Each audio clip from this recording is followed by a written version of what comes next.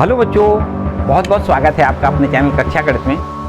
बच्चों, हम लोग आज एक नया चैप्टर स्टार्ट करेंगे, समाकलनों के अनुप्रयोग मानी एप्लीकेशन ऑफ इंटीग्रल्स। जो अब तक आपने इंटीग्रल पढ़े हैं उनका हमें कैसे यूज करना है, इससे हमें क्या प्राप्त हो सकता है, बस आज आपको ये सीखना है। बड़े मजे से पढ़ेंगे, एकदम आसान सा चैप्टर है, ठीक है। और इंपॉर्टेंट इतना है कि आपको 8 नंबर बोर्ड एग्जाम में देगा, ये पक्का है, ठीक है। सिंपल से प्रश्न है और अगर 8 नंबर देता है तो मेरे ख्याल से अच्छा ही है ना, ठीक है। चलो देखो, हम बात करेंगे समाकलनों के अनुप्रयोग की। तो यहां पर जो वक्र होते हैं, कुछ ऐसी आकृति होती है टेढ़ी बेढ़ी, जिनके हम क्षेत्रफल ज्ञात नहीं कर सकते, उनके भी क्षेत्रफल हम समाकलन की मदद से ज्ञात कर सकते हैं। कुछ आकृतियां आपने सीखी हैं, जैसे त्रिभुज का क्षेत्रफल बिना इंटीग्रल से हम कर सकते हैं, आयत का क्षेत्रफल बिना इंटीग्रल से हम कर सकते हैं, ठीक है। बहुत ढेर सारी वर्ग का क्षेत्रफल, समांतर चतुर्भुज का क्षेत्रफल, बहुत सी ऐसी ढेर सारी आकृतियां हैं जिनके क्षेत्रफल हम बिना इंटीग्रल से कर सकते हैं। लेकिन कुछ टेढ़ी मेढ़ी आकृतियां हैं, वक्र टाइप की हैं, उनके हम समाकलन की मदद से हम उनके भी क्षेत्रफल ज्ञात कर सकते हैं। हालांकि आपके कोर्स में ऐसी आकृतियां नहीं हैं जो बहुत ज्यादा डिफरेंट टाइप की हैं। कुछ पर्टिकुलर आकृतियां हैं जिनके हमें क्षेत्रफल ज्ञात करना है। वो कौन कौन सी पर्टिकुलर आकृतियां हैं उनको पहले समझना है। किन किन आकृतियों के क्षेत्रफल हम ज्ञात करेंगे वो पहले आपको समझना है। इसके बाद हम स्टार्ट करेंगे, क्या कैसे करेंगे वो बाद की बात है। हम आपको बता दें कि हमें यहाँ पर मुख्य कौन कौन सी आकृतियों को यहाँ पर समझना है, हम कैसे बनाएंगे। देखो, कुछ आकृतियां आपने कक्षा 10 में 11वें में पढ़ी, कुछ आकृतियां आपने कक्षा 11वें में पढ़ी हैं। जैसे आपको बता दें कि आपने एक रेखा आपने प्लॉट करना सीखा। ये वक्र को प्लॉट करना बता रहे हैं हम। ये रेखा आपने प्लॉट करना सीखा है, रेखा। इसके बाद वृत्त को भी आपने प्लॉट करना सीखा है। इसके बाद बात करें परवलय की, परवलय को भी आपने पढ़ा है, सीखा है किस प्रकार का ये चित्र बनाते हैं। इसके बाद करें दीर्घवृत्त, दीर्घवृत्त के बारे में भी आपने सीखा है, दीर्घवृत्त का समीकरण क्या होता है, दीर्घवृत्त का चित्र कैसे बनाते हैं। और इसके बाद में बात करें अगर अतिपरवलय की, तो अतिपरवलय के लिए भी आपने सीखा है, अतिपरवलय का फिगर कैसे होता है, उसका समीकरण कैसे ज्ञात करते हैं। और इसके बाद कुछ और आकृतियां हैं, जैसे साइन वक्र को कैसे बनाते हैं, साइन वक्र क्या होता है, ठीक है, कॉस वक्र क्या होता है। ये सब कुछ अगर आपने सीखा है, मोस्टली इतने ही आकृतियां होंगी जिनके हमें क्षेत्रफल ज्ञात करने, ठीक है। तो पहले हम थोड़ा सा इस पर डिटेल करेंगे, क्योंकि ये हालांकि सब कुछ आपने कक्षा 11 में पढ़ रखा है, लेकिन फिर भी हम अगर इस पर थोड़ी फोकस करें तो आपको बड़े अच्छे से, भैया हमें अगर आकृति पता नहीं होगी कि किस आकृति का क्षेत्रफल ज्ञात करना है, तो हम जब क्षेत्रफल, हमें क्षेत्र ही पता नहीं है तो उसका हम क्षेत्रफल कैसे ज्ञात कर सकते हैं। तो हमें क्षेत्र पता होना चाहिए कि किस क्षेत्र का हम क्षेत्रफल ज्ञात करना चाह रहे हैं। तो हम बात करेंगे सबसे पहले रेखा की। आपने रेखा के कुछ रूप देखे होंगे, रेखा के कुछ विविध रूप आपने पढ़े होंगे क्लास 11 में। जैसे हमारे पास रेखा के देखो कुछ रूप हम आपको बता दें। एक रेखा इस प्रकार से होती है, y बराबर mx। ये कौन सी रेखा है बता सकते हो बड़े अच्छे से। ये रेखा मूल बिंदु से जाने वाली रेखा होती है, जबकि m क्या होता है, उस रेखा की धन x अक्ष से झुकाव अगर पता हो तो उसकी प्रवणता होती है m, ढाल इसको कह सकते हैं, ठीक है। रेखा का धन x अक्ष से झुकाव अगर थीटा है तो m बराबर tan थीटा होता है। तो इस हिसाब से ये रेखा कुछ इस प्रकार देखो हम प्लॉट करते हैं। देखो ध्यान दे, ये मूल बिंदु है ना, रेखा यूं ऐसे जा सकती है, इस प्रकार से रेखा ऐसे जा सकती है। अगर इस रेखा की यहां से m की वैल्यू 1 हो, मतलब रेखा इस प्रकार से हो y बराबर x, तो हम कह सकते हैं कि रेखा x अक्ष से 45 डिग्री का कोण बना रही है। भैया m बराबर tan थीटा होता है कि नहीं होता है, और थीटा का मान अगर यहां से 45 रख दिया जाए तो m बराबर tan 45 का मान 1 हो जाएगा, है ना। x अक्ष से थीटा का मान, ये 45 अंश के कोण बनाने वाली ये रेखा मूल बिंदु से जाती है, तो ये रेखा का समीकरण y बराबर x होता है, जानते हो ना। और यदि ये रेखा मान लो थोड़ी देर के लिए ये रेखा ऐसी भी हो सकती है, जरूरी नहीं है कि ये 45 अंश का कोण बनाए, जितने अंश का 60 का कोण बना सकती है। तो यहां पर 60 अंश का कोण बनाती हुई मूल बिंदु से रेखा खींच सकते हो, है ना। यहां पर इस प्रकार से हो, जैसे y बराबर √3x लिखा हो, तो m बराबर टेन थीटा से अगर इसकी तुलना करोगे तो टेन थीटा का मान √3 और थीटा बराबर 60 अंश हो जाएगा। तो 60 अंश का कोण बनाती हुई रेखा हम खींचेंगे, ठीक है। और इसी प्रकार अगर m बराबर -1, ये मुख्यतः हम वो मान दे रहे हैं आपको जिनके हमें प्रश्न दिए जाते हैं, यहां पर एक्सरसाइज में जो प्रश्न दिए गए हैं उनकी बात कर रहे हैं हम। तो y बराबर x के रूप में रेखा दी जाएगी, y बराबर √3 इसके रूप में भी रेखा के प्रश्न हैं इसमें, मतलब जो ये प्लॉट करना है रेखाओं को। और y बराबर -x, देखो y बराबर -x की भी रेखा हो सकती है। तो अगर y बराबर -x होगी तो यहां से x अक्ष से 135 अंश का कोण बनाती हुई रेखा आपको बनानी है, ठीक है। रेखा का अगर हमें ये रेखा को प्लॉट करना आता है तो हम इनका क्षेत्रफल ज्ञात कर सकते हैं। देखो अभी तो हम केवल आपको ये बता रहे कि किस प्रकार के आपको चित्र बनाने हैं, ठीक है। अभी हम एरिया नहीं बता रहे, इसका कैसे ज्ञात करोगे वो बात की बात है। अगर कोई रेखा ऐसी भी दी जा सकती है कि जैसे x/a + y/b बराबर 1, देखो ऐसे भी रेखा का समीकरण होता है कि नहीं। अगर रेखा का ये समीकरण हो तो रेखा को हम इस प्रकार देखो प्लॉट करते हैं। देखो ध्यान दें, ये मूल बिंदु है, मूल बिंदु से धनात्मक दिशा में x अक्ष पर ये a अंतःखंड काटा जाए और y अक्ष पर अगर b अंतःखंड काटा जाए तो ये रेखा जो होती है उसका समीकरण होता है x/a + y/b बराबर 1, होता है कि नहीं। ये देखो, ठीक है, इसकी भी हमें जरूरत पड़ सकती है। इसके बाद देखो बात करते हैं, और भी कुछ हो सकती है, वो हम जैसे जैसे प्रश्न आएंगे, जो भी टाइप के प्रश्न आएंगे उसमें हम बताते रहेंगे। अब बात करें वृत्त की, बात करें तो वृत्त का भी आप जानते हो, वृत्त का समीकरण होता है x² + y² बराबर a²। ये ऐसे वृत्त का समीकरण होता है जिसके केंद्र 0,0 होते हैं और उसकी त्रिज्या कितनी होती है, a होती है। मतलब इसका केंद्र मूल बिंदु पर होता है, मतलब 0,0 इसका केंद्र होता है। इस प्रकार से देखो इसको हमें बनाना होता है, केंद्र मूल बिंदु पर बनाना है और यहां से यहां तक इसकी त्रिज्या अगर a हो तो इस वृत्त का समीकरण होता है x² + y² बराबर 1, होता है कि नहीं। ये हमने जैसा कि बताया क्लास 11 में आपने पढ़े। अगर वृत्त का समीकरण देखो ध्यान दें इस प्रकार से हो, चलो यहां लिख देते हैं। अगर वृत्त का समीकरण हो x - h का होल स्क्वायर + y - k का होल स्क्वायर बराबर a², वृत्त का समीकरण ऐसे हो तो इसके केंद्र जो होते हैं h, k होते हैं और इसकी त्रिज्या a। यहां से देखो इस प्रकार से वृत्त आपको बनाना है, इसका केंद्र h, k बनाना है और यहां इसकी त्रिज्या को a लिखना है, ठीक है। इस प्रकार से वृत्त हो सकता है। अगर केंद्र h, k है और त्रिज्या a है तो वृत्त आपका ऐसे बनाना है, ठीक है। जैसे भी प्रश्न में आपको दिया जाए उस हिसाब से बनाना है। आकृति यदि बनाने आपको आ गई तो आप उसका एरिया बड़े आराम से निकाल सकते हो। चलो ये बात हो गई, वृत्त की बात हो गई। आगे आपके पास अब ये देखो परवलय आता है। परवलय की बात कर दें, परवलय को देखो, परवलय के भी कुछ अनेकों रूप हैं। देखो 2-3 रूप हैं, हम आपको बता दें 4 रूप परवलय के होते हैं। एक आपका होता है y² बराबर में 4ax, इस रूप का परवलय होता है।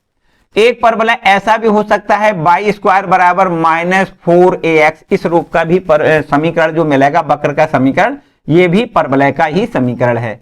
ये हो सकता है x² बराबर 4ay, इस रूप का भी हो सकता है, या x² बराबर -4ay, इस रूप का हो सकता है। जो पहले नंबर पे हमने परवलय लिखा है वो उस परवलय का देखो चित्र ऐसे बनाना है, आपको याद रखना है कैसे बनाना है। देखो ये सारी बातें हमने जैसा कि बताया क्लास 11 में आपने पढ़ी हैं, हम तो केवल रिकॉल करवा रहे हैं आपको। देखो ध्यान दें, y² बराबर 4ax अगर लिखा है तो हमें ये पता होता है कि इस परवलय का जो अक्ष है वो x अक्ष होता है और इसका मुख धनात्मक दिशा में, x अक्ष की धनात्मक दिशा में खुलता है और इसका शीर्ष जो होता है वो मूल बिंदु पर होता है। इस प्रकार आपको परवलय ये बनाना होता है। शीर्ष कहां बनाना है, मूल बिंदु पर, और इसका मुख x अक्ष की धनात्मक दिशा में खुलना होता है। इस प्रकार का ये परवलय होता है। अच्छा भाई, दूसरे प्रकार का परवलय कौन सा है? दूसरे प्रकार का परवलय यूं है कि इसका जो अक्ष है वो x अक्ष है, बिल्कुल ठीक है, लेकिन ये x अक्ष की ऋणात्मक दिशा में इसका मुख खुलता है, इधर की ओर आपको ऐसे बनाना होता है। ये दो इधर की ओर, ठीक है, x अक्ष की ऋणात्मक दिशा में इसका मुख खुलता है। तो ये जो दूसरे नंबर का परवलय है उसका आपको चित्र ऐसे बनाना है, ठीक है, इस प्रकार से। अच्छा, तीसरे नंबर का जो परवलय है उसका कैसे बनाना है? इसका इस तीसरे नंबर वाले परवलय को आपको ऐसे बनाना है। याद रखिए x अक्ष और ये y अक्ष, इसका जो मुख होता है वो बाई अक्ष की धनात्मक दिशा में खुलता है और इसका जो शीर्ष होता है वो भी आपको मूल बिंदु पर बनाना है। ठीक है, इस परवलय का जो शीर्ष है वो मूल बिंदु पर है और इसका अक्ष जो है वो बाई अक्ष है, इसका जो मुख है वो बाई अक्ष की धनात्मक दिशा पे खुलेगा। ठीक है, अच्छा चौथे प्रकार का जो परवलय है वो उसको कैसे बनाओगे, उसको देखो ऐसे बनाओगे, ऐसे। इसमें ये परवलय, इसका भी अक्ष जो है बाई अक्ष है, लेकिन इसका अक्ष बाई अक्ष की ऋणात्मक दिशा में इसका मुख खुलता है। ठीक है, शीर्ष इसका भी आपको मूल बिंदु पर ही बनाना है, लेकिन इसका जो अक्ष है वो बाई अक्ष की ऋणात्मक दिशा में इसका मुख खुलेगा, ये इस तरीके से। ठीक है, इसको इस प्रकार से बनाइए। देखो जैसा कि हमने बताया कि अगर आपको आकृति पता है कि हमें कैसी बनानी है, अगर आपने फिगर बना लिया तो इन आकृतियों के फिर क्षेत्रफल बिल्कुल बिल्कुल एकदम आसान तरीका है। बस केवल आपको पता होना चाहिए कि ये परवलय है, पहचानना पड़ेगा आपको कि भाई ये परवलय है या ये वृत्त है या ये दीर्घवृत्त है या परवलय है, साइन वक्र है या कोस वक्र है। मोस्टली हमने बताया कि 7 ही प्रकार के आपके प्रश्न होते हैं। ठीक है, आपके जो पाठ्यक्रम में है वो प्रश्न तो बहुत हो सकते हैं, लेकिन आपके जो पाठ्यक्रम में है वो कुछ इसी प्रकार के प्रश्न हैं। ठीक है, अच्छा अब बात करते हैं, देखो यहां से आ जाओ दीर्घवृत्त की, इसको रफ कर लेते हैं। दीर्घवृत्त की बात करें, दीर्घवृत्त की बात करें, देखो ध्यान दें दीर्घवृत्त को कैसे बनाते हैं। दीर्घवृत्त का जो समीकरण होता है वो कुछ इस प्रकार से होता है, X square upon A square plus Y square upon B square बराबर में 1। ये आपका दीर्घवृत्त का समीकरण, ये क्या है, दीर्घवृत्त का समीकरण है। इसमें क्या होता है कि यदि इस प्रकार से हो कि ए का मान बड़ा हो बी से, तो आपको दीर्घवृत्त को ऐसे बनाना होता है। याद रखिए ये दीर्घवृत्त का समीकरण है और इसका जो ये ए का मान बड़ा है बी का मान छोटा है, तब इसको एक अंडाकार शेप में इस प्रकार बनाते हैं कि एक्स अक्ष पर बड़ा बनाना है, एक्स अक्ष पर बड़ा, ये देखो एक्स अक्ष बड़ी बनानी है, वाई अक्ष छोटी बनानी है। मतलब इसको हमें ऐसे अंडाकार बनाना है और ये एक्स अक्ष ये लंबाई में बनाना है, क्योंकि ए बड़ा है, यहां से यहां तक ये दूरी को हम ए कहते हैं। ठीक है, ये इधर ए है, इधर भी यही है ए है, और पूरी मिला के इसको हम दीर्घाक्ष कहते हैं। क्या कहते हैं, दीर्घाक्ष।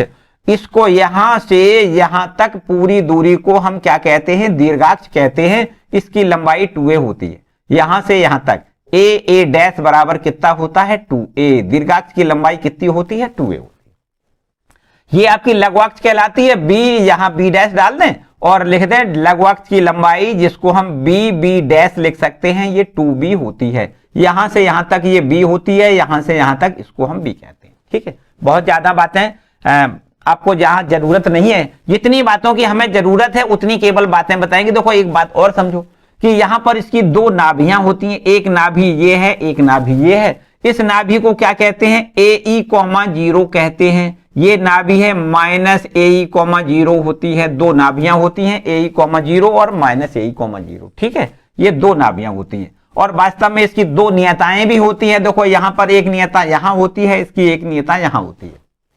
ठीक है, इस नियता को कहते हैं x बराबर a/e और इस नियता को कहते हैं x बराबर -a/e। शायद मेरे ख्याल से इनकी जरूरत ना पड़े, लेकिन बता देते हैं यहां पर। ठीक है, चलो ये आपको दीर्घवृत्त इस प्रकार से बनाना है। लेकिन याद करिए कि दीर्घवृत्त में a का मान बड़ा है b का मान छोटा है, तो आपको ये x अक्ष पर लंबा बनाना है। ऐसे समझो, दीर्घाक्ष का मतलब बड़ी अक्ष, ये बड़ी अक्ष है, जो x अक्ष है वो बड़ी अक्ष बनानी है और y अक्ष है उसको हमें छोटा बनाना है। तो इस तरीके से a का मान बड़ा है b का मान छोटा है, तो दीर्घवृत्त को इस प्रकार से बनाना है। और यदि इसका उल्टा हो जाए, मतलब a का मान छोटा हो b का मान बड़ा हो, तो याद रखिए दीर्घवृत्त आपको यूं बनाना है। ऐसे देखो, ध्यान दें, इस प्रकार बनाना है कि बाई वाली जो बाई अक्ष है उसको हमें बड़ा बनाना है। ये आपका जो b है वो बड़ा बनाना है और ये a है वो छोटा बनाना है। मतलब ये आपका ये मूल बिंदु से यहां तक जो a है वो उसको छोटा लिखना है, यहां से यहां तक ये b है उसको हमें बड़ा बनाना है, इस तरीके से। ठीक है,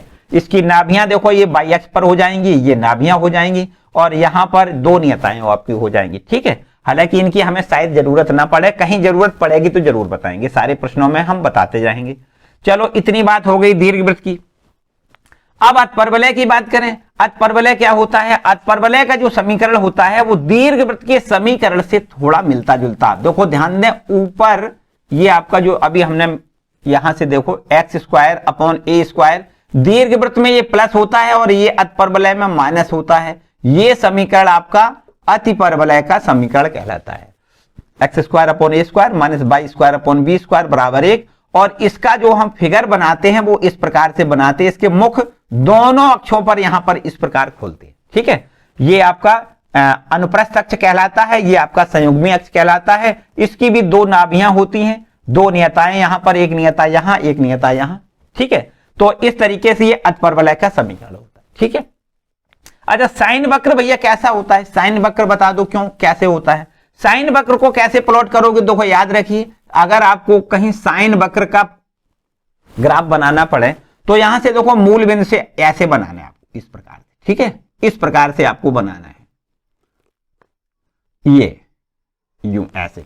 ठीक है, इस प्रकार से ये वक्र जो होता है वो साइन वक्र होता है। मान लो यहां पर हमें कहेगा प्रश्न कहां से कहां तक का क्षेत्रफल ज्ञात करना है, ये प्रश्न में कहेगा कि यहां से यहां तक का बताना है या यहां से यहां तक बताना है। याद रखिए कि ये देखो इस प्रकार से होता है, यहां पर होता है पाई बटे 2, ये होता है पाई, और यहां पर होता है ये 3 पाई बाई 2, और यहां पर होता है ये 2 पाई। ठीक है, अगर 0 से 2 पाई तक हमें क्षेत्रफल ज्ञात करना है तो इसका मतलब यहां से यहां तक पूरा क्षेत्रफल, ये वाला और प्लस ये वाला दोनों हमें जोड़ के। ठीक है, कभी कभी ऐसा होता है कि 0 से 2 पाई तक अगर क्षेत्रफल ज्ञात करना हो पूरा, जितनी आकृति दिखाई दे रही है, तो हम यहां से यहां तक की आकृति इसका क्षेत्रफल निकाल दें और जितना ये होगा उतना ही ये नीचे होगा, तो हम फिर डबल करके ऐसे भी कर सकते हैं।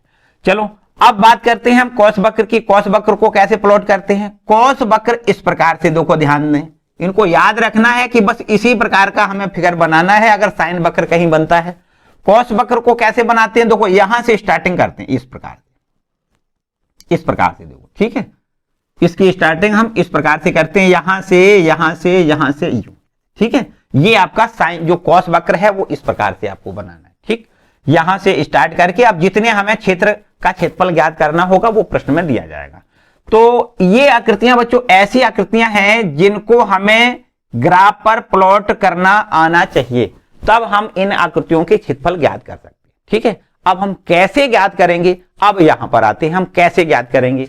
चलो उस पर थोड़ी चर्चा कर लेते हैं, हम कैसे दिए गए वक्रों के समीकरण को ज्ञात करें, सॉरी वक्रों के क्षेत्रफलों को ज्ञात करेंगे, किस प्रकार करेंगे। अब देखो ध्यान दें बच्चों, एक बात समझें कि अगर हमारे पास कोई मान लो वक्र है y बराबर fx, ये आपका कोई एक वक्र है। ठीक है, ये वक्र है वो वक्र जिसका हमें ग्राफ पता होना चाहिए। तो हम मान लेते हैं थोड़ी देर के लिए कि ये हमारे पास कोई इस प्रकार का ग्राफ है। मान लेते हैं थोड़ी देर के लिए हमने ये मान लिया कि ये कोई फलन y बराबर fx का ग्राफ है, y बराबर fx का ये ग्राफ है। थोड़ी देर के लिए हमने ये मान लिया। ठीक है, अब इस वक्र के द्वारा देखो कहां से कहां तक, देखो ध्यान दें थोड़ा, यहां से यहां तक इसको हम यूं ऐसे रचना कर रहे हैं। ध्यान से समझना थोड़ी देर के लिए, आप अपने दिमाग को बिल्कुल हमारे साथ जोड़ दें, एकदम इस तरीके से समझो। यहां से अगर मूल बिंदु से यहां तक की दूरी, यहां से यहां तक अगर हम a दूरी मान लें तो ये दूरी अगर a है तो इस रेखा को क्या कह सकते हो, x बराबर a कह सकते हो। पक्की बात है। यहां से इतनी दूरी को हमने a लिख दिया है और यहां से यहां तक पूरी दूरी को अगर b लिख दिया जाए यहां से यहां तक, तो इस रेखा को हम क्या कह सकते हैं, x बराबर b कह सकते हैं। बोलो इतनी बात ठीक है। ये बिंदु आपका कहलाएगा a,0 और ये बिंदु कहलाएगा b, ये कहलाएगा b,0। ठीक है, ये b,0। तो अब देखो बच्चों एक बात समझो बड़े ध्यान से कि एक आपके पास रेखा है x बराबर a की, एक रेखा है x बराबर b की, और ये दिया गया जो वक्र है वो है y बराबर fx, ये वक्र दिया गया है और ये आपकी x अक्ष दी गई है। देखो ध्यान दें, ये हमारी जो आकृति घिरी हुई है वो काहे से घिरी है उसको आपको ध्यान देना है। ये हमारी x अक्ष पर इन कोटियों से घिरी है, x बराबर a से, x बराबर b से, तथा कोटियां देखो x बराबर a, x बराबर b हो गई, और ये x अक्ष से भी घिरा है और ये वक्र से भी घिरा है। तो इतने क्षेत्र का अगर हमें क्षेत्रफल ज्ञात करना हो, देखिए ध्यान दें, इतने क्षेत्र का क्षेत्रफल ज्ञात करना हो, याद रखना है x अक्ष से घिरा हो, दी गई कोटियों से घिरा हो तथा इस वक्र से घिरा हो, ये पूरा क्षेत्र है जिसका हमें क्षेत्रफल ज्ञात करना है। मान लेते इस पर नामकरण कर दें, देखो a इसको नाम दे दें, यहां पर b दें और यहां पर c लिख दें और यहां पर d लिख दें। तो पूरी ए बी सी डी जो क्षेत्र है उसका क्षेत्रफल मान लो हमें ज्ञात करना है। ध्यान से समझो, यहां पर हमें देखो ध्यान दें, दिए गए वक्र y बराबर एफ एक्स तथा कोटियां x बराबर a व x बराबर b तथा x अक्ष से घेरे क्षेत्र का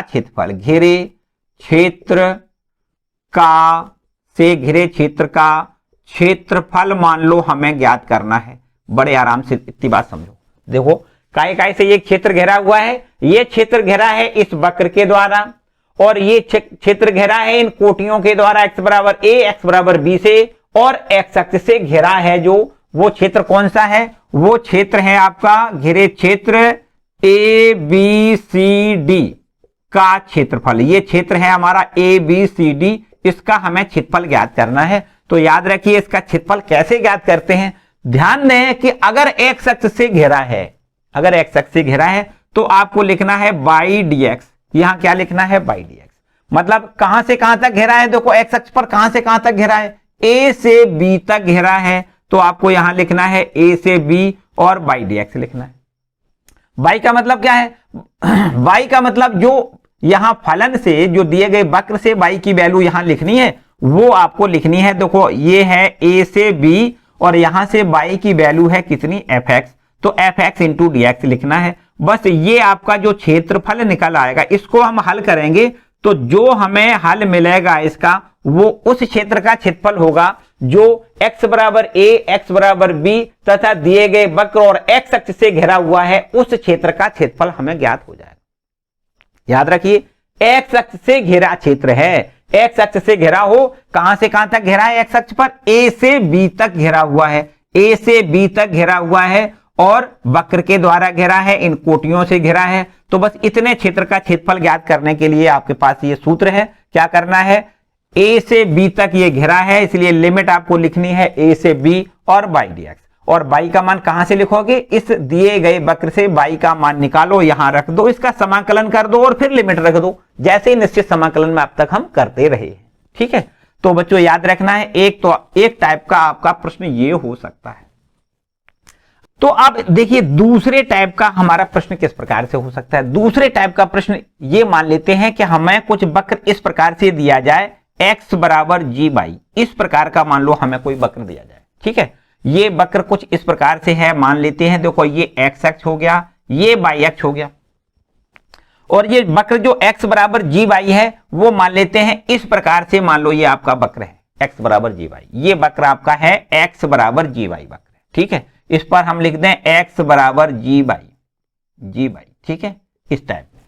और याद करिए कि इस वक्र को अगर y अक्ष से देखो ध्यान दें, y अक्ष को यहां से यहां तक यूं ऐसे देखो घेरना है इस प्रकार से, ये यहां से यहां तक मान लेते हैं ये c दूरी है, ये c दूरी है, और यहां से यहां तक इसको हम मान लेते हैं कि ये दूरी आपकी d दूरी है। तो इस रेखा का क्या समीकरण हो जाएगा, इस रेखा का क्या समीकरण हो जाएगा, आपको लिखना है y बराबर c, इस रेखा का समीकरण हो जाएगा, और इस रेखा का समीकरण हो जाएगा y बराबर d, इस रेखा का समीकरण हो जाएगा। ये तो शायद मेरे ख्याल से आपने बहुत अच्छे से पढ़ी है, रेखा के समीकरण आपने पढ़े है ना, क्लास 11वें में सारी बातें ये पढ़ी हुई हैं। तो रेखा के समीकरण देखो ध्यान दें, अगर रेखा y अक्ष के समांतर है तो आपको x बराबर लिखना होता है, और x अक्ष के समांतर है, देखो ध्यान दें ये रेखा x अक्ष के समांतर है, इसको हमें लिखना है y बराबर कितनी दूरी पर है, मूल बिंदु से c दूरी पर है, तो y बराबर c लिखना है। मूल बिंदु से कितनी दूरी पर है, d दूरी पर है, तो इस रेखा को y बराबर d लिखना है। तो इन रेखाओं से y अक्ष पर घेरा है और ये वक्र घेरा है, तो इसका क्षेत्रफल अब देखो ज्ञात करना है। याद करिए वहां से यहां तक में हम कहां तक अलग अलग हो गए, कहां डिफरेंट आ गए, यहां से यहां तक देखो कहां कहां मतलब अलग अलग हम हो गए। इसमें और इसमें क्या क्या अंतर है, मुख्य बात ये समझो। ये देखो x अक्ष पर घेरा क्षेत्र था, ये x अक्ष से और ये वक्र के द्वारा x अक्ष पर और दी गई कोटियों से घेरा क्षेत्र था। लेकिन यहां क्या है, इस देखो इस वक्र से घेरा है, ये y अक्ष से घेरा है। देखो यहां पर x अक्ष से घेरा था, ये y अक्ष पर घेरा है। तो y अक्ष पर कहां से कहां तक घेरा है, देखो ध्यान दें ये c बिंदु है और ये d बिंदु है, यहां 0,C लिख सकते हैं, यहां 0,D लिख सकते हैं, 0,D लिख सकते हैं। तो C से D तक घिरा हुआ है, C से D तक घिरा है। अगर y अक्ष पर घिरा हो, देखो यहां लिख दें, यहां लिख दें, ये पूरी भाषा फिर लिखो, देखो दिए गए यहां लिख दें, दिए गए वक्र x बराबर जी बाई तथा कोटियां y बराबर c व y बराबर d तथा y अक्ष से घेरे क्षेत्र का क्षेत्रफल, y अक्ष से घेरे क्षेत्र का क्षेत्रफल हमें ज्ञात करना है। तो इसके लिए क्या करोगे, देखो ध्यान से समझो। इसके लिए इसका क्षेत्रफल ज्ञात करने के लिए देखो हमें करना है इंटीग्रेशन करना है। कहां से कहां तक, C से D तक घेरा है, तो यहां लिखना है C से D, देखो इसकी लिमिट रखनी है, और यहां लिखना है x dy। क्या लिखना है, x dy। x का मान इस वक्र से यहां पर लिख देना है, x का मान कितना है, जी बाई। तो यहां आपको लिखना है जी बाई, मतलब इसका क्षेत्रफल a बराबर लिख देते हैं, C से D तक इसको हमने इंटीग्रेट करना है, और x के जगह पर हम लिखेंगे जी बाई और डी बाई, ये जो कर, ठीक है। तो इस तरीके से बच्चों यहां से थोड़ी मेरे ख्याल से, चलो यहां लिख देते हैं, यहां इसको हम इस प्रकार लिख दें, a बराबर कैसे लिखोगे, इंटीग्रेशन C से D लिखना है, और x के जगह पे आपको जी बाई लिखना है और डी बाई। तो इस प्रकार से अगर y अक्ष पर घेरा हो तब ये फॉर्मूला आपको अप्लाई करना है, और x अक्ष पर घेरा हो तो ये वाला देखो फॉर्मूला आपको अप्लाई करना है। बस इतनी बातें आपको याद करनी है, ठीक है। 2 बातें याद करनी है फिलहाल, अभी आपको ज्यादा कुछ और नहीं बल्कि 2 बातें याद करनी है कि अगर x अक्ष पर घेर रहा है, x अक्ष पर और इस वक्र के द्वारा और दी गई कोटियों पर घेरा क्षेत्र है का क्षेत्रफल ज्ञात करना है, तो उसके लिए हम फॉर्मूला अप्लाई करेंगे integration a to b by dx, ठीक है। बाई की वैल्यू हम फलन से निकाल के रख लेंगे। और अगर x अक्ष पर y अक्ष पर घेरा है, तो अगर y अक्ष पर घेरा है तो आपको देखो y अक्ष पर कहां से कहां तक घेरा है, C से D तक घेरा है, तो आपको लिखना है इंटीग्रेशन C से D x dy लिखना है, और x की वैल्यू दी गए वक्र से निकाल के हमें रखनी है। तो ये हमारे पास इंटीग्रेशन करना है C से D तक जी बाई डी बाई को हल करके यहां लिमिट रखना है, तो जो हमारा मान आएगा वो इस क्षेत्र का क्षेत्रफल ज्ञात हो जाएगा। इतनी बात ठीक है। बस इस 2 टाइप के आपके क्वेश्चन पहली वाली एक्सरसाइज में मिलेंगे, जो आपकी 8.1 एक्सरसाइज है, उसमें केवल और केवल यही इतना काम मिलेगा। चलो हम थोड़े से 1-2 एग्जाम्पल करेंगे। पूरी आपकी जो एक्सरसाइज है ऐसे मानो कि एकदम बिल्कुल हलवा तरीके से तैयार हो जाएगी, ठीक है। पहले एक दो एग्जाम्पल करेंगे, देखो ध्यान दें, 1-2 पहले एग्जाम्पल कर लेते हैं। देखिए यहां पर इसको रब कर लेते हैं, ठीक है, इसको रब कर लें।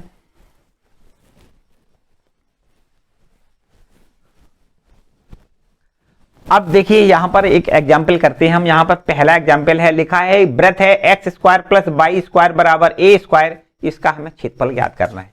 देखो वृत्त दिया गया है आपका, ये पहला एग्जाम्पल है, इसमें एक वृत्त का समीकरण दिया गया है। वृत्त दिया है x square plus Y square बराबर a स्क्वायर, हमें इसका क्षेत्रफल ज्ञात करना है। तो बच्चों ये तो हमें पता है, हमने आपको पहले बताया भी है कि ये ऐसे वृत्त का समीकरण होता है जिसका केंद्र मूल बिंदु पर होता है। इसकी त्रिज्या कितनी होती है, a होती है। x square plus Y square बराबर a स्क्वायर, ये ऐसे वृत्त का समीकरण है जिसका केंद्र 0,0। देखो यहां पर हमें एक चित्र बनाना है इस प्रकार से कि एक वृत्त है ये, जिसका केंद्र मूल बिंदु पर बनाना है और उसकी त्रिज्या a लेनी है। ये आपका देखो एक ऐसा वृत्त है जिसका केंद्र हमने मूल बिंदु पर बना दिया, और यहां से यहां तक इसकी त्रिज्या कितनी है, a है। ये आपका, इसका हमें क्षेत्रफल ज्ञात करना है। तो बच्चों एक बात बताओ, अभी हमने थोड़ी देर पहले आपको यह बताया कि अगर कोई क्षेत्र हमें ज्ञात, जिसका क्षेत्रफल ज्ञात करना है, वो काय से घिरा होना चाहिए, या तो वो x अक्ष से घिरा होना चाहिए या y अक्ष से घिरा होना चाहिए, ऐसे ही तो बताया हमने। तो बच्चों एक काम करो कि यहां से आपको ये वृत्त 4 भागों में बंटता हुआ दिख रहा है, 4 भागों में। अगर हम इस भाग का क्षेत्रफल निकाल लें, इतने का देखो क्षेत्रफल निकाल लें, इतने का क्षेत्रफल निकाल दें और 4 का गुणा कर दें, तो ये पूरे क्षेत्र का क्षेत्रफल हो जाएगा। पक्की बात है, हो जाएगा। तो अगर यहां देखें तो ये तो आपका 0,0 है, मूल बिंदु है, और यहां से यहां तक ये दूरी a है, तो इसको हम a,0 लिख सकते हैं। ठीक है, तो अब देखो ध्यान दें, अब ध्यान से समझो, इस क्षेत्र का हमें क्षेत्रफल ज्ञात करके 4 का गुणा करना है, पूरे वृत्त का क्षेत्रफल हो जाएगा। तो देखो एक्स अक्ष से ये घिरा हुआ है, एक्स अक्ष से घिरा है, ठीक है, इस वृत्त से घिरा है, और यहां से यहां तक की दूरी कितनी, a, 0 से a दूरी है, इसलिए इसको हम ऐसे लिख सकते हैं, वृत्त का अभीष्ट क्षेत्रफल, मतलब पूरे वृत्त का क्षेत्रफल हम बात करें तो पूरे वृत्त का क्षेत्रफल कैसे ज्ञात करोगे, पूरे वृत्त का क्षेत्रफल, अभी हमने आपको जैसा कि बताया कि वृत्त का क्षेत्रफल ज्ञात करने के लिए आपको 4 का मल्टीप्लाई करना है, और बस इस क्षेत्र का क्षेत्रफल ज्ञात करना है। देखो नामकरण कर दें, ओ ए बी, इस पर नाम डाल दें, तो यहां लिख दें 4 गुणे क्षेत्र, 4 गुणे क्षेत्र ओ ए बी का क्षेत्रफल ज्ञात करना है, समझो।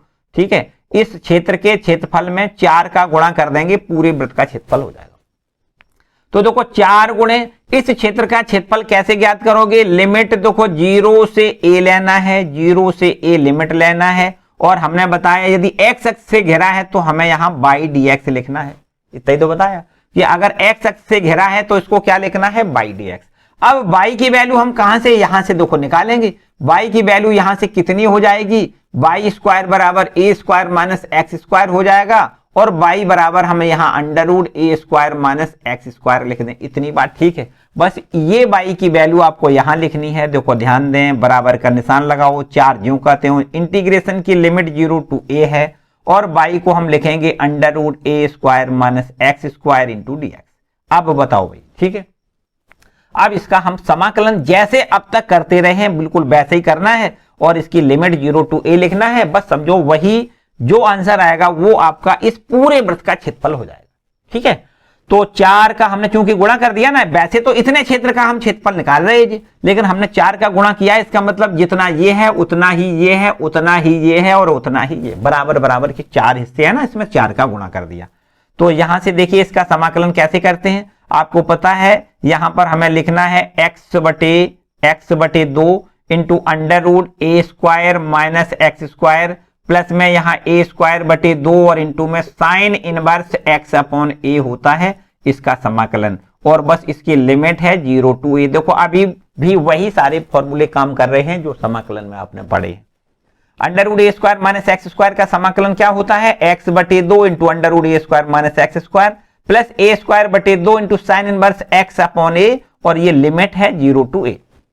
इसको आप रख देंगे, आंसर हमें मिल जाएगा। देखो एक काम करो, 2 बटे में यहां है, 2 बटे में यहां है, तो यहां से हम 2 कॉमन लेके बाहर निकाल लें।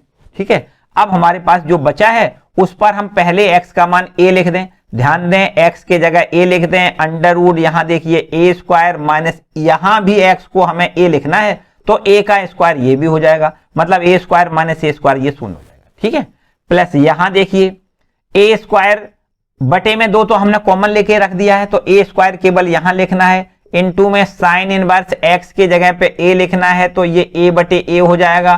फिर इसके बाद देखो ध्यान दें, ये इतना काम तो खत्म हो गया, अब माइनस का निशान लगा दो, अब x का मान यहां 0 लिखोगे, पूरा 0 हो जाएगा, यहां x का मान 0 लिखोगे, साइन इनवर्स से 0 का मान पूरा 0 होता है, मतलब ये पूरा इस लिमिट को रखने से हमें 0 मिलेगा। ठीक है, तो अब देखिए यहां 2 से इसको 2 बार कैंसिल कर दें, और बाद बाकी देखो इसका आंसर यहां लिख देते हैं, बराबर का निशान लगा दो, 2 आपका ज्यों का त्यों, यहां देखिए इसको हम 0 लिखेंगे, a square minus a square मतलब 0 लिख दें, फिर यहां से प्लस a स्क्वायर, यहां देखिए साइन इनवर्स a बटे a मतलब साइन इनवर्स 1, जिसकी वैल्यू हमें पता है साइन इनवर्स 1 बराबर पाई बाई 2 होता है। ठीक, अब समझो इसका आंसर आ गया। यहां देखिए इस 2 से इस 2 को काट दो तो हमें कितना मिल जाएगा, पाई a स्क्वायर। बच्चों याद रखिए कि किसी भी वृत्त की अगर त्रिज्या ज्ञात होती है तो उसका क्षेत्रफल हम ज्ञात कर सकते हैं। हमने बताया कि अगर बिना समाकलन से करना चाहें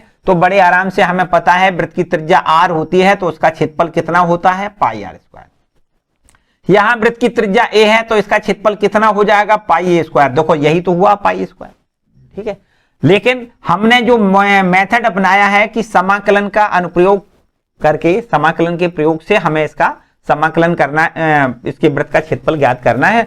तो यहां से हमने समाकलन के प्रयोग से इस वृत्त का क्षेत्रफल ज्ञात किया, उससे भी हमें वही क्षेत्रफल मिल रहा है जो डायरेक्ट अब तक हम सीखते रहे थे। ठीक है, तो पाई ए स्क्वायर ये इस वृत्त का क्षेत्रफल होगा। तो इस तरीके से ये आपका पहला एग्जाम्पल है।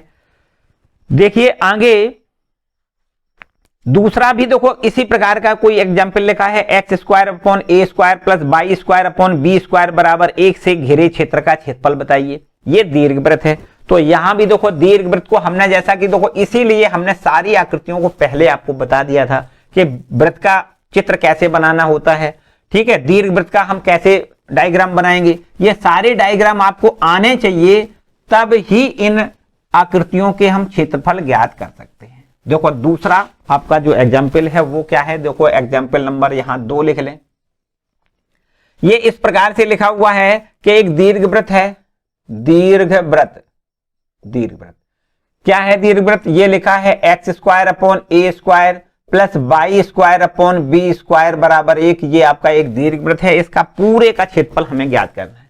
तो जैसा कि बच्चों हमने बताया कि ये दीर्घवृत्त इस प्रकार से हम बनाते हैं। देखो ध्यान दें, ये एक अंडाकार शेप होती है, इस प्रकार से हम दीर्घवृत्त को बनाते हैं इस प्रकार। ठीक है, तो यहां से यहां तक देखो ध्यान दें, ये तो इसका केंद्र होता है मूल बिंदु पर, और यहां से यहां तक की दूरी को हम क्या कहते हैं, ए दूरी इसको लिखते हैं। ये ऊपर ये बी होती है, ये ए होता है।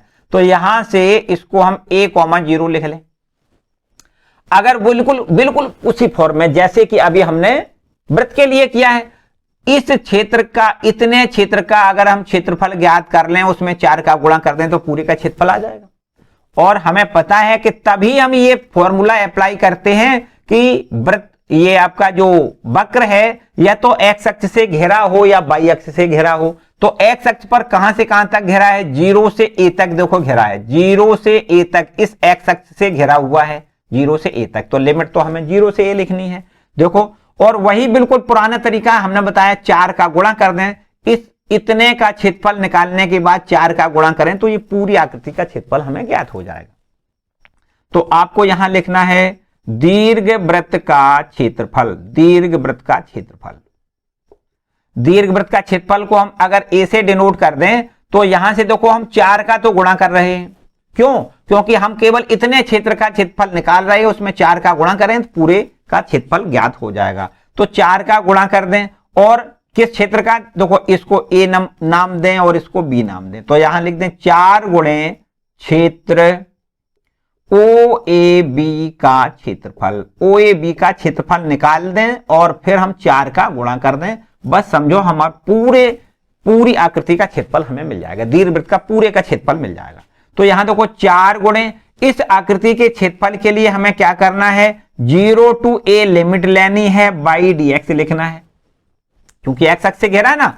अच्छा एक बात और समझो, ये आप ये कैसे कह सकते हैं कि x अक्ष से घेरा, y से क्यों नहीं घेरा, y अक्ष से भी तो घेरा है।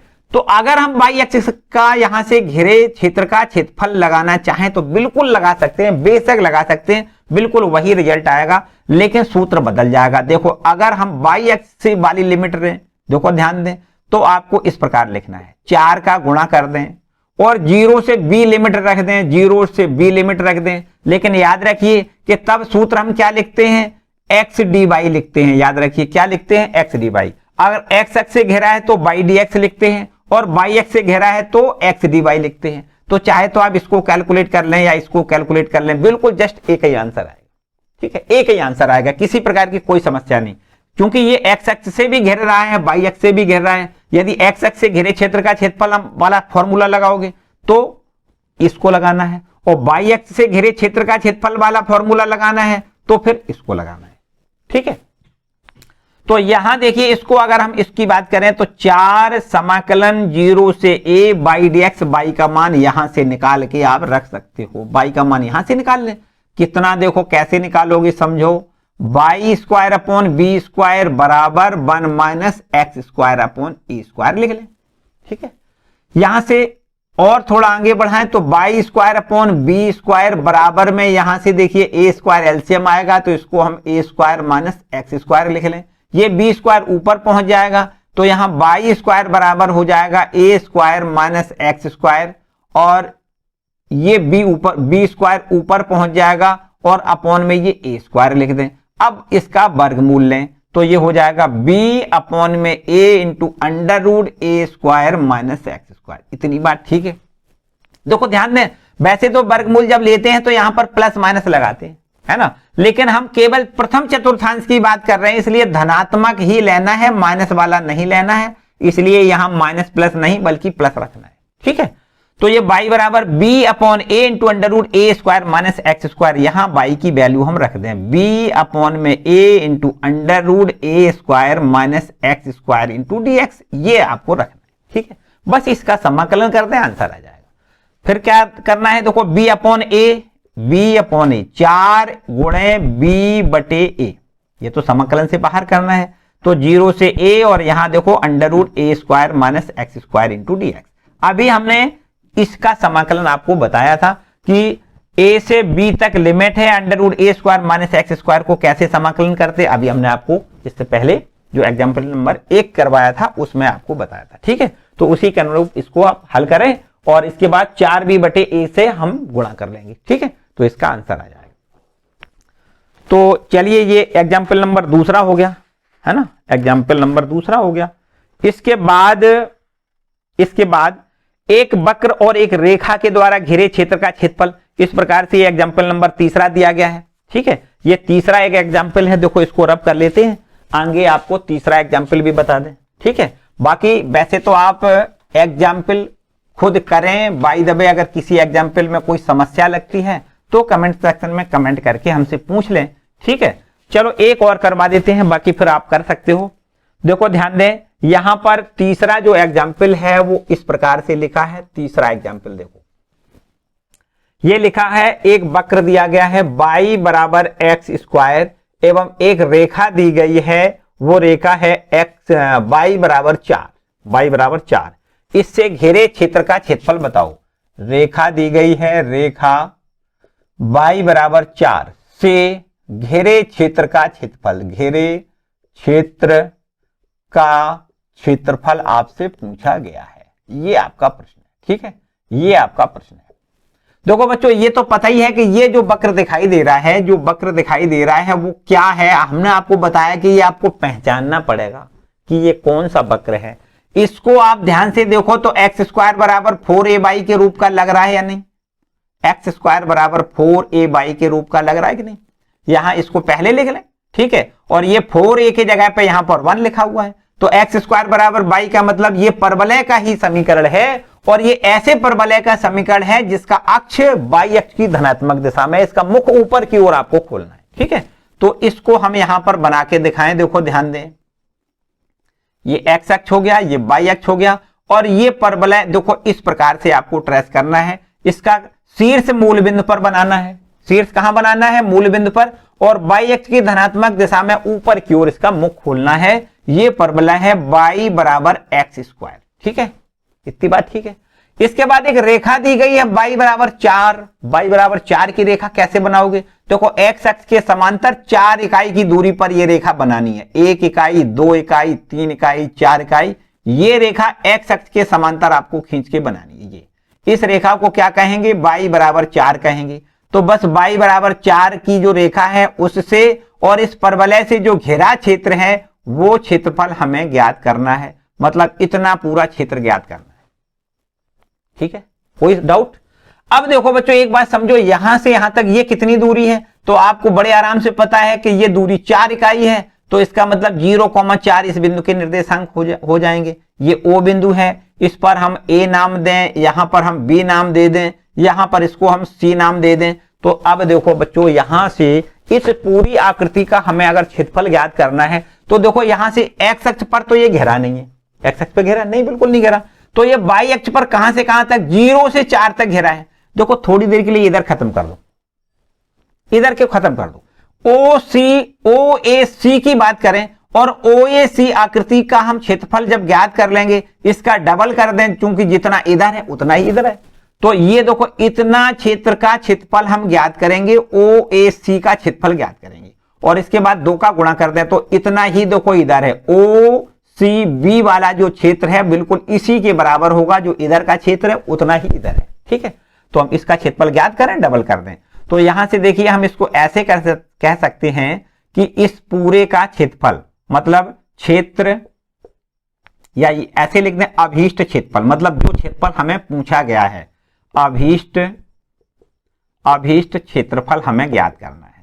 तो यहां लिख दें अभीष्ट क्षेत्रफल बराबर छायांकित जितना भाग है वो क्षेत्रफल हमारा अभीष्ट क्षेत्रफल है। यहां लिख सकते हैं छायांकित भाग का क्षेत्रफल, छायांकित भाग का क्षेत्रफल, छायांकित भाग का क्षेत्रफल। ठीक है, तो एक काम करते हैं, पूरे छायांकित भाग का हमने बताया हम नहीं ज्ञात करेंगे, हम केवल इधर का करेंगे और उसमें 2 का गुणा कर दें। तो यहां लिख दें 2 गुणे क्षेत्र OAC का क्षेत्रफल। ठीक है, ऐसे लिख दें। तो 2 गुणे OAC का क्षेत्रफल हम कैसे ज्ञात करेंगे, क्योंकि ये y अक्ष पर घेरा है, तो आपको लिखना है कहां से कहां तक घेरा है, 0 से 4 तक घेरा है। और देखो जब y अक्ष पर घेरा होता है तो x dy लिखते हैं, यही तो हमने बताया था, x dy लिखते हैं।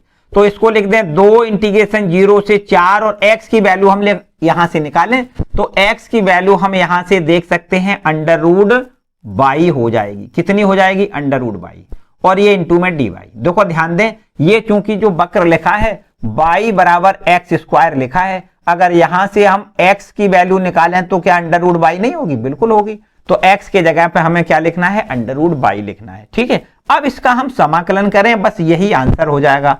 2 आपका ज्यों का त्यों, √y का समाकलन y पावर 3/2/3/2 लिख सकते हैं। ये तो मेरे ख्याल से आपको हमें बताने की जरूरत नहीं है। ठीक है, बस ये 2 ऊपर पहुंच जाएगा तो 2 दूनी 4, 4/3 यहां लिख दें, 4/3, और फिर इसके बाद y की वैल्यू हम 4 लिखेंगे, 4 पावर 3/2 माइनस y की वैल्यू 0 लिखेंगे। ठीक है, तो ये देखो आंसर हमें मिल जाएगा कितना, 4 चौको 16 चौको 64 का वर्गमूल 8। इसका आंसर कितना आएगा? 8। देखो ध्यान दें, 4 की पावर 3/2 लिखा है, इसका क्या मतलब है? देखो 4 का क्यूब, 4 चौको 16 चौको 64, और 64 का हम वर्गमूल लें तो ये 8 हमें मिल जाएगा। ऐसे लिख सकते हैं, या इसको ऐसे भी लिखा जा सकता है। ध्यान दें, 2 यहां हम 2 का स्क्वायर लिख दें और इसकी होल पावर 3/2 लिख दें, 2 से 2 कैंसिल करें, 2 का क्यूब 8, ऐसे भी कह सकते। ठीक है, तो यहां से इसकी वैल्यू देखो कितनी हो जाएगी, 4/3 गुणे इसको हम 8 लिख दें, और 8 चौको 32, और 32/3 आगे लिख दें वर्ग इकाई। बताओ भाई, ठीक है, कितनी बात समझ में आई?